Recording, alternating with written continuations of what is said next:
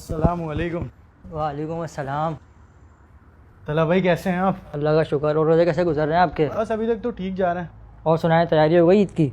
हाँ यार, तैयारी तो हो गई है। शूज़, ग्लासेस, घड़ी वगैरह ले लिए। बस 3 सूट सिलवाएं। सोच रहा हूँ 2 सूट और सिलवा लें। 3 सूट सिलवा के भी आपकी ईद की तैयारी मुकम्मल नहीं हुई?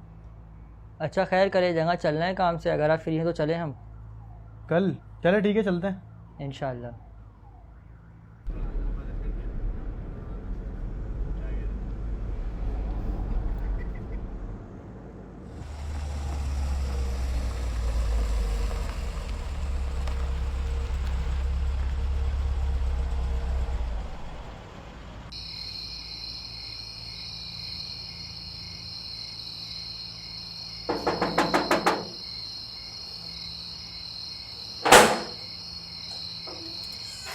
अस्सलाम वालेकुम। वालेकुम अस्सलाम। आए आए, अंदर आए आए, बैठे बैठो बैठो बैठो, आप भी बैठो। और कैसे आना हुआ? पहले से बताते तो सही, कुछ ना कुछ इंतज़ाम कर लेते। और क्या खाओगे? अरे नहीं चाचा, हमारे बड़े बुजुर्ग हैं, ऐसी क्या बात कर रहे हैं आप? बस आपकी याद आई तो दोस्त के साथ चला आया। नदीम नाम है इसका।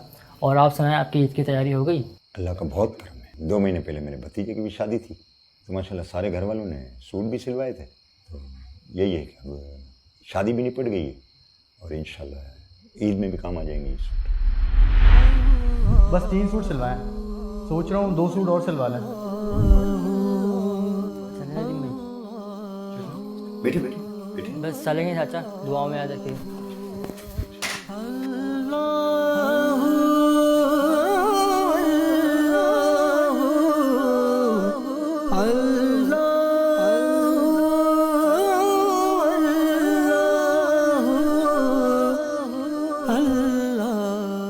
यार तला भाई, इस तरह के लोग भी हैं दुनिया में।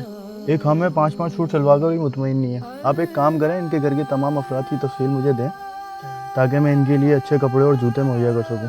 बल्कि इस तरह के और भी घर मुझे बताएं।